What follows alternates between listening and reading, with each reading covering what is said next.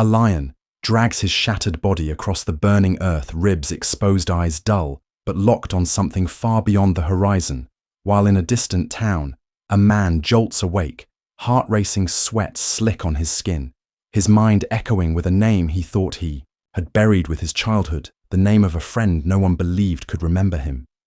No one but him, and somewhere in the space between a memory pulses raw and alive.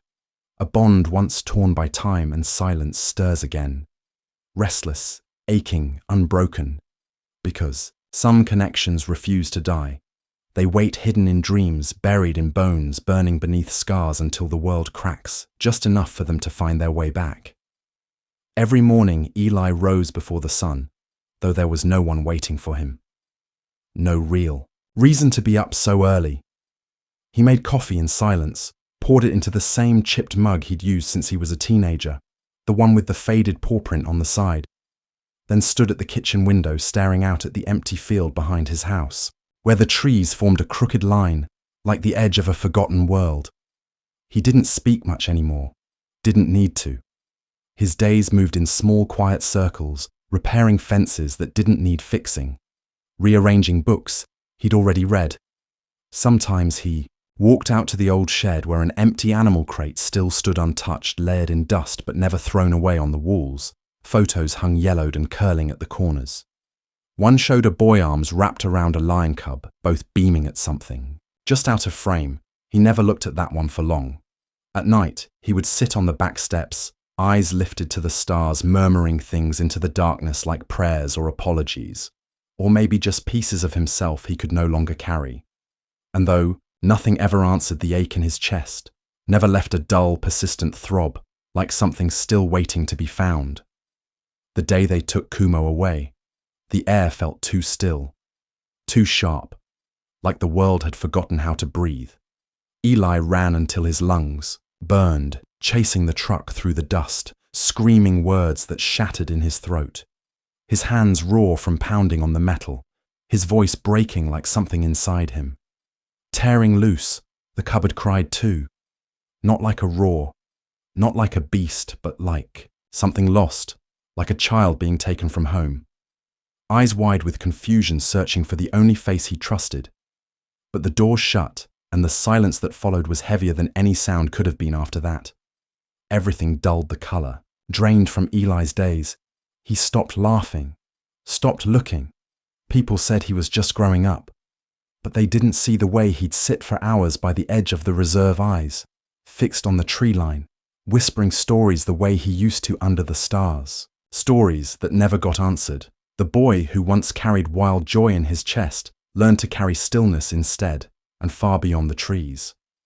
Kumo, too, wandered deeper into the wild. Not quite part of it, not quite a part, his instincts tangled with memory. No longer cub, no longer home. Both of them grew into their solitude, Eli into a man, Kumo into a shadow, and in the long years that followed, neither forgot, they just got better at pretending not to remember. Let me take a short pause here and ask you something personal.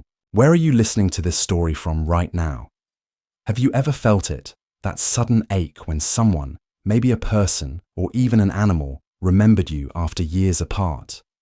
That quiet, almost unbelievable recognition that says, "I never forgot you." If moments like that speak to something deep in you, consider subscribing, because there are more stories ahead that will reach right into the heart. It started with a voice on the other end of the line, rough, uncertain, carrying a name Eli hadn't heard spoken out loud in over a decade. Kumo, the sound of it hit like a stone dropped into still water, spreading ripples through memories he had spent, years keeping quiet. The ranger spoke of a lion old wounded dragging itself to the river, a satchel trailing behind and a photograph inside. Eli didn't breathe as he listened. Something ancient stirred in his chest, a sharp bloom of pain and recognition. He hung up the phone and stood there for a long time, heart thudding in his throat, staring at the space on the wall where that same photo used to hang before he tucked it away. To forget it hurt to remember, but it hurt worse to imagine Kumo alone dying, and still trying to reach him. But what if it wasn't him? What if this was all wishful thinking illusions built from grief and longing?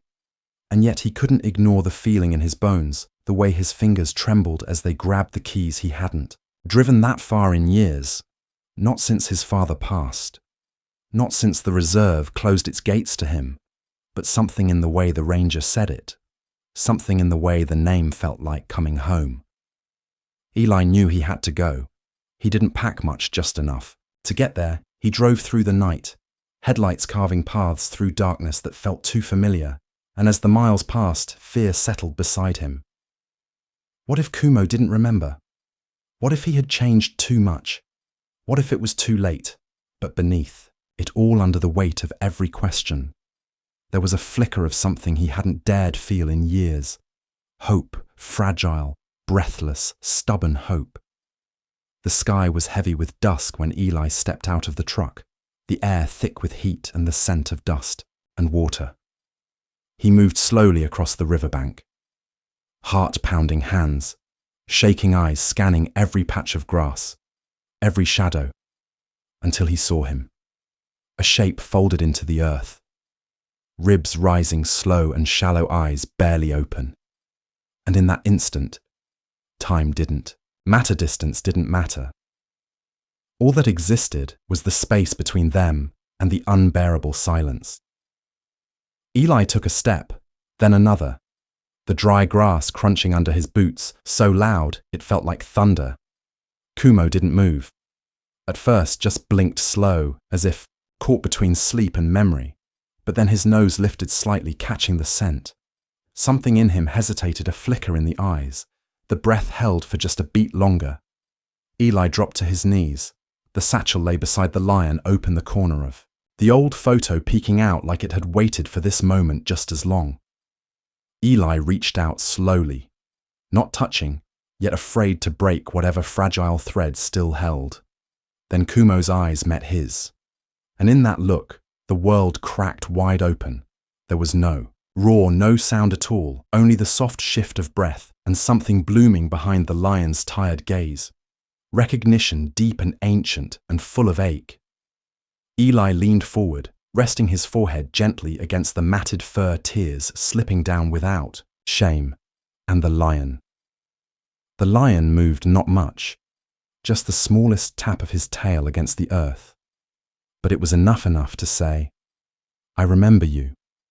Enough to say, "I waited." The silence between them was no longer empty.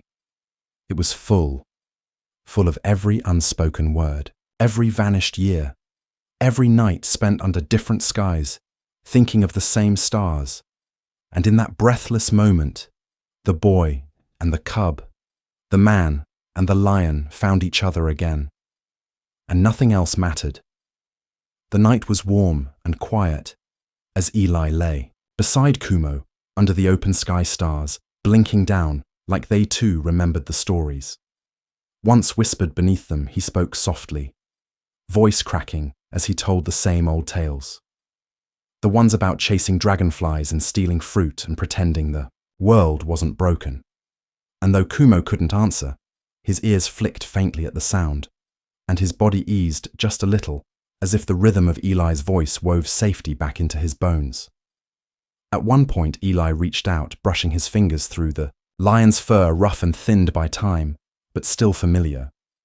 Still home, and Kumo leaned ever so slightly into the touch, not out of habit, but out of trust, a kind of surrender that only comes when something broken begins to mend. For a moment, the silence wasn't heavy, it was sacred between heartbeats. Eli saw it, the old spark behind the lion's tired eyes. Not wild, not fierce, just soft, and remembering the way Kumo's tail twitched when he laughed, the way he used to nudge his head beneath Eli's arm, demanding closeness, refusing goodbye. And though Kumo's breaths grew slower, he never looked away, not once until the end. And when it came, it was quiet. No roar, no struggle, just one last long exhale, like letting go of a weight carried too far for too long. Eli stayed there, holding him long after the stillness settled, not weeping now, just breathing the same earth they had shared. And when morning came, he buried Kumo beneath the old baobab tree, the same one they used to sleep under when the world was small and everything felt possible. He marked the spot with stones smooth and simple, and sat beside it in silence.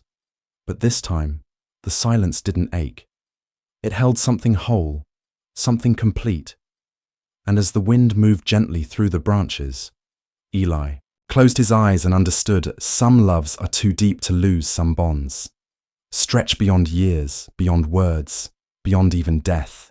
They wait, they return, they heal.